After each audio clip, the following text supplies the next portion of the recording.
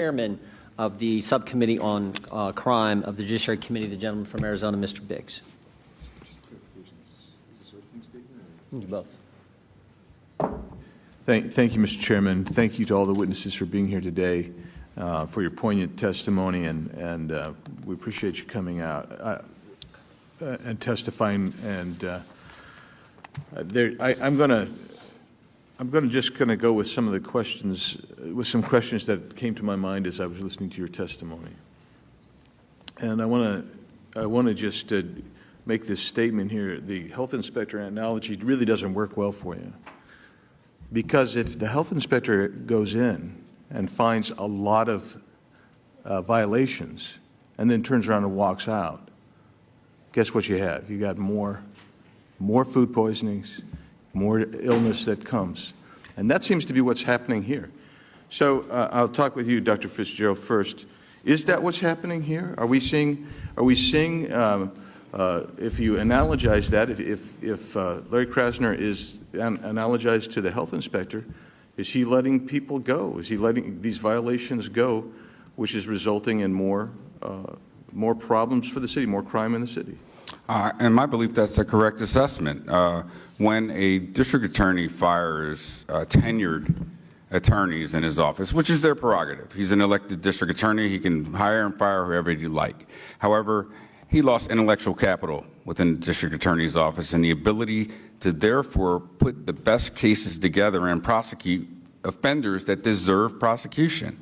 Rookie district attorneys are now plea bargaining cases down, and that's affecting everyone in Philadelphia. So yes, it is analogous to a pest inspector who fails to perform their duties and allows, in essence, the city to be infested. Thank you. Mr. Bacchetto, when we talk about the criminal justice system, there are reasons that you prosecute individuals. They include specific deterrence, general deterrence, restitution, the society's need for retribution and justice.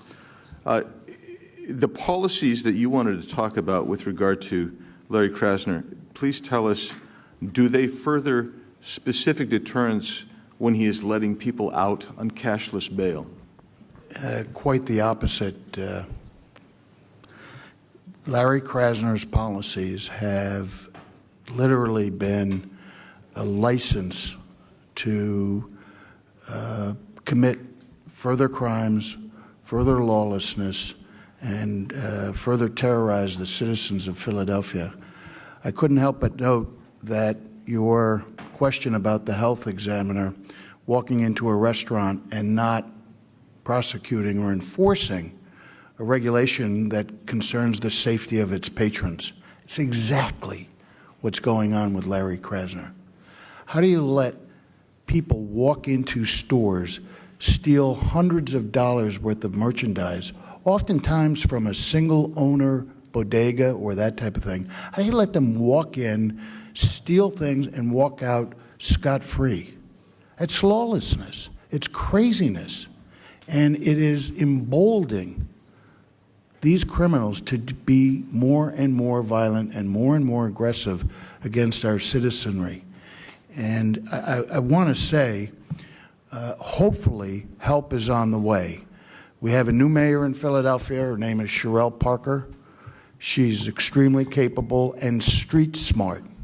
And she's avowed not to put up with this kind of craziness. The problem is that she cannot control what Larry Krasner prosecutes or fails to prosecute. And unfortunately, no matter how much a mayor wants to pitch in, to the extent that we have a district attorney who issues memos to his line DAs, you will not prosecute this crime. We have it in writing. There are memos.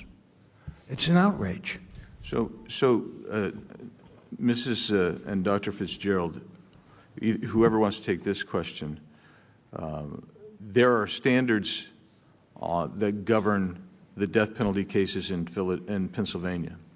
And you present to those, if you file your petition requesting a death penalty. You present those aggravating factors to a jury. They're the ones that make the determination on death penalty.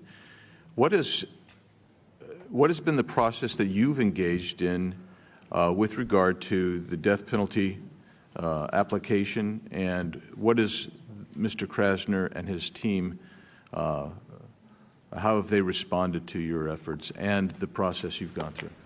So in this process, sir, and thank you for the question, the office, after our petitioning the office to discuss with us what their intent was to do with, to pursue either the death penalty or not to, in our son's case, they invited us in to make our own case, basically.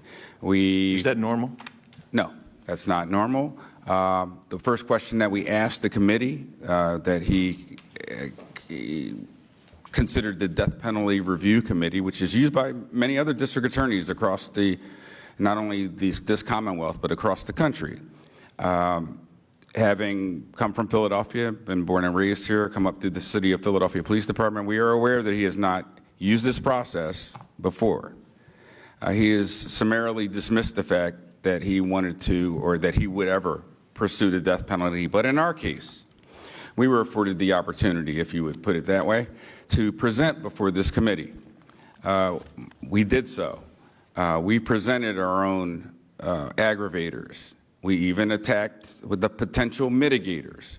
Thankfully, my wife has worked homicides for years, just in the Tarrant County District Attorney's Office. She was a homicide investigator there. And being a chief of police and investigator, we were able to detach ourselves somewhat, if you will, from what happened with our son. But no family should ever have to lobby. No family should have to make it made to be felt as if we didn't do a good enough job before this committee, we wouldn't get justice.